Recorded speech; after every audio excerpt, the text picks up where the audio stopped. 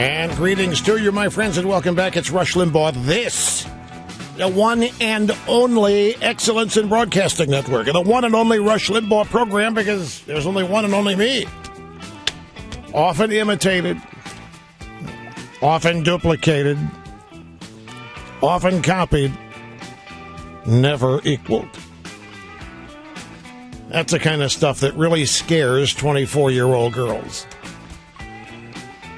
Anyway, great to have you back here, folks. Telephone number is 800-282-2882, and we'll get back to your phone calls in a moment. I'm really proud to have our next guest. James O'Keefe is here, and his first book is out. Came out last week. It's called Breakthrough.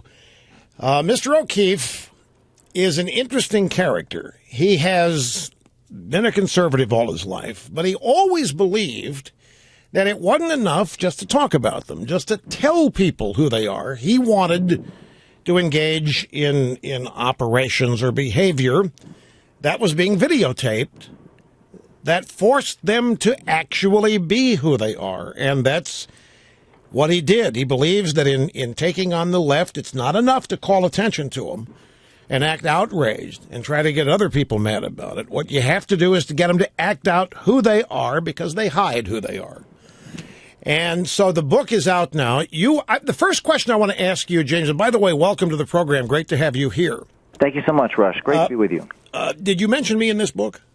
I may have. There's a lot of people mentioned. I know you're such an inspiration to Andrew Breitbart. Well, it'd sell more if you had. I had to say that.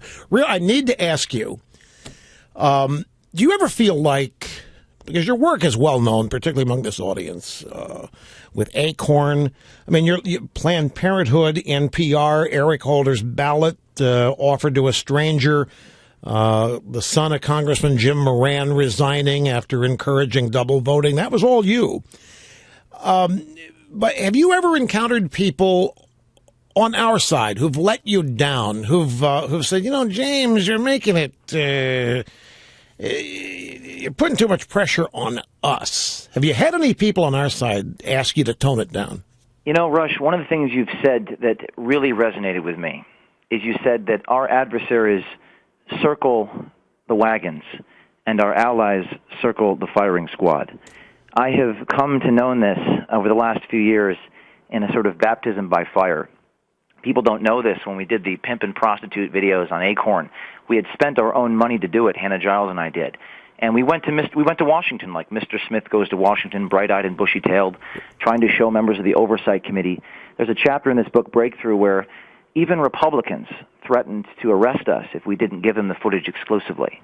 And there are so many more stories in this book about trying to speak truth to power and try to overcome obstacles, not just from the people you would think, from the government, from the media, from the federal judiciary, and even sometimes, yes, from allies.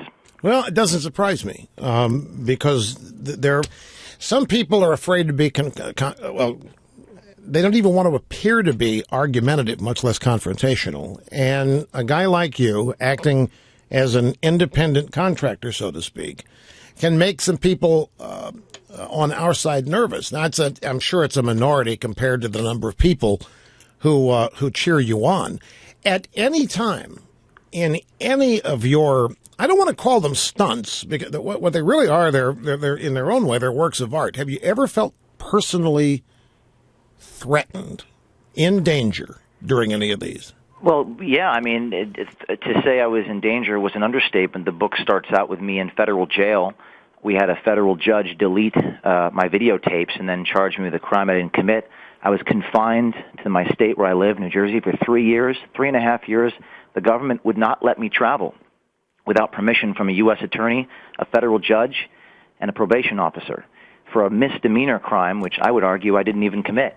And I was audited once a month. I had to submit cash inflows and outflows to federal agents. When I would release an investigation, they'd show up at my parents' house and ask my father, "What's your son doing? What's he doing next?" We have faced the fire. And I know that they are politicizing the First Amendment. I see the Department of Justice protecting the guy who bugged McConnell and calling him a journalist. And it is this politicizing of the First Amendment which threatens us, not just me, but everyone, all Americans. Because if we lose this, if we lose the First Amendment, it's over. And we have been on the front lines. And that's what my story is about. It's about surviving them and overcoming their obstacles and continuing to make a difference despite everything they've thrown at us. We're talking with James O'Keefe and his new book out last week called Breakthrough. You might want to tell people about the very first mock investigation that you did at college. It's revealing, but it's everybody's interested in how people get started, what it is that interests them, and you've obviously given an aptitude for this. You've had an inclination towards it. But what was the first mock investigation that you engaged in? Well, Rush, you had said when you first mentioned me after the Acorn videos, you pointed to Saul Alinsky, something in his Rules for Radicals, and it was make your adversaries live up to their own book of rules, bring out their absurdity. So in college at Rutgers University, I'm 29 years old.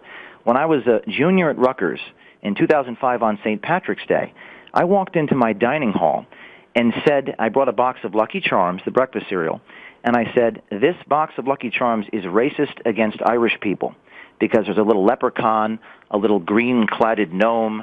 I myself, an Irish American, we're not all short. We have our differences of height.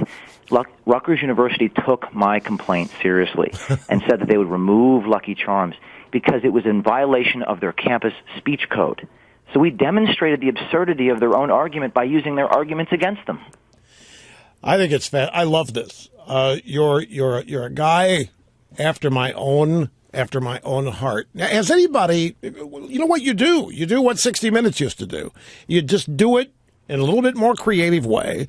You do it from a different point of view, obviously. Has anybody in the so-called regular mainstream media ever praised you? Ever welcomed you? Ever given you an attaboy here or there? It took, after Congressman Moran's son resigned, his field director was telling us how to vote multiple times in other people's names. You started to see a begrudging respect because of our results. But let me just say that I have actually sued journalists for defamation and gotten settlements, which is not an easy thing to do if you're a public figure. You have to prove actual malice. I have actually gotten money from journalists for defaming me and then used that money to fund more investigations. It's really incredible. We've gotten front-page retractions at the Washington Post. We've had hundreds of corrections printed on our stories. And nobody in the mainstream media seems to view me as an ally. And my message is I'm on the same page as you guys. We're trying to be government accountability people. There's a storied tradition of this type of work going back to Mike Wallace. They're not today. They're part of it all. Now they're pushing the government agenda. They're not calling into question anybody in power today. Not certainly not in the administration. You're it in doing it the way you're doing it. It's definitely a challenge, and I think that goes back to your point before about not wanting to shake things up. It is political. A lot of it's shared politics and ambition and a pinch of fear. I think it's also just their hands are tied. There's this forces of conformity and compliance in our society, and ever since I was in college, I was a disruptor. Kind of in the spirit of some of these people back in Woodward and Bernstein and Alinsky. You have to be a disruptor. You have to go against the grain. And I don't see today's reporters wanting to fight with those in power. They almost want to protect them for their source material. Now, don't misunderstand this. I'm not asking to toot your horn. I'm asking for an actual self-assessment. How much of an impact have you had? How successful have you been? And what is your objective in all this? Sure. Well, Dave Weigel and Slate is not necessarily the most friendly of publications to our mission, had this to say, quote, Project Veritas had more of an impact on the 2012 election than any other journalist, unquote. And our for example, our voter fraud exposés prompted 6 states to change their voter ID laws. It prompted resignations in the Organizing for America campaign. It prompted offices to be shut down because they were telling us to vote twice and forge ballots. And it's the results. We got no media coverage. No one in the mainstream media wanted to talk about this. But we're getting results. Laws are changing. Just 2 weeks ago, the Lifeline program, known as Obama phones, they fired all the workers we caught on tape telling us to sell the phones and get drugs and handbags, and they retrained all the workers. So we're getting real, tangible results. And my vision is that if I just film, we call it cinema verite because I show a time slice of reality. If I'm just filming 1% or 0.1% of all the people out there with government. Imagine if I was filming 50% of them. It's just a confidence interval. Obviously, there's hundreds of these people committing fraud, and then we go to the top. We've established the low-level employees, but we go to the top of it, and they have to take responsibility if we get enough instances. James O'Keefe is our guest here. He's the author of the new book, Breakthrough. He is the artist that videotapes the left without them knowing it as they act out who they really are. Let me ask you about the Acorn business. It's not just you. You have some associates that help you. When I watch the Acorn stuff, if it were me in there, I wouldn't have been able to keep a straight face. How do you do it? I mean, it is so outrageous. Some of the stuff that you encounter, some of the stuff that you expose, it is so outrageous. And a related question, the more successful you are, the more of these you do, the more known you're going to be. And therefore, the tougher I would think it's going to be able to do what you do, because they're going to see you coming. Yeah, I mean, first of all, we're training a small army of guerrilla investigators. Oh, yeah. It's not just me. But when you laugh in character. You're sitting there and they're saying, yeah, you can claim the underage prostitutes as dependents on your tax forms, and you kind of laugh it out. You're in character. You're a prostitute and her boyfriend, and you're just laughing. But it's if they can confine me to my home state and harass my family, and they won't be able to stop me that way. I think donning some makeup, gaining some weight, having costumes, we'll do whatever it takes, to keep going. So you do want to keep going. This is your calling. Well, this is the beginning. I mean, my vision is to get more information out there. And like I said, if I can film 0.01% of federal employees and they all get fired, imagine if I was taking cameras behind all closed doors. And we are trying to tell you that if you are committing fraud, if you're abusing the system, if you're acting out absurdly, then you're going to be the next unwilling internet star, internet sensation. If you look at some of our recent videos, you'll become famous. And that's our message. We want to clean up society, make it a more transparent and ethical place, have people behave more virtuously. This is the only way I can foresee that happening. Now, again, I don't mean this question to be an intrusion. I'm more interested in how you are maintaining, sustaining, and growing. How do you fund yourself? How do you earn money doing it? It's a very unique business model. There's some people who are doing it. We basically crowdsource our funding using a charity. We have thousands of people send us $20, $40, sometimes $10, and we have. And honest to God, I actually paid for the Acorn videos and those NPR videos on my credit card because people thought I was crazy. And after my unfortunate, unjust incarceration, nobody really wanted to support my efforts moving forward. So I actually just put it on my credit card, and then I sent out some letters saying, "Hey, I've got this credit card debt, a couple $1,000s, and could you help me pay it off?" And that's been what we've been doing. We've been pleading, we've been begging, I'm not a natural fundraiser. That's not what I was born to do. That's just a means to an end of doing what I have to do. And Linsky wrote, "Tactics means doing what you can with what you have." And so many people, especially in the conservative movement, wish they had all these resources. This book is trying to inspire you. You already have the technology in your pocket. You have an iPhone. You have the clothes on your back. You don't need anything else to be effective. James O'Keefe, author of Breakthrough. This probably hasn't happened yet, has it? Have you been approached by moneyed people on the left and offered something to stop? That hasn't happened yet. Yep. I've been through a lot of the indictments and the prosecutions and the lawsuits, but I have I've kept my head down. I've kept a pretty tight-knit team, and I'm sure that's going to happen, but we're doing our best to vet people. It will. As you become more effective, they'll either try to shut you down or, if failing that, maybe try to co-opt you. At any rate, it's great to have you here, and congratulations on this. You're doing something that really is unique, and unlike the guy who made the video that blew up the Middle East, you haven't been put in jail yet, and you've not been incarcerated without bail. So congratulations, you're ahead of the game. Yeah, that's when you read this book, by the end you'll stand up and cheer because you can't believe what you can overcome if you just focus on content, focus on the truth, and you'll survive whatever they throw at you. And I know you understand that, and you've been through a lot too. Well, James, a lot of people. I've been doing this 25 years, and over the 20 issues are starting to repeat themselves now. And one of the things that You're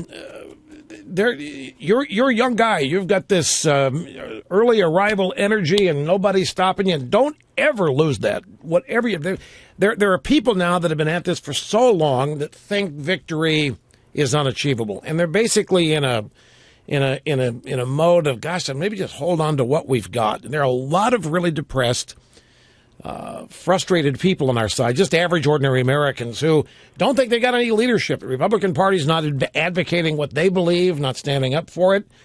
They're puzzled by it. Somebody coming along and doing what you're doing inspires others, and I hope you keep it up. I hope you keep loving it, and I hope you continue to have profound effect with it, because it's great, it really is. We will, and there's an adage: there's no profit in social change, but there's a lot of profit in this rhetoric. But I mean, we get results. We're not going to stop. Never give up. Never surrender.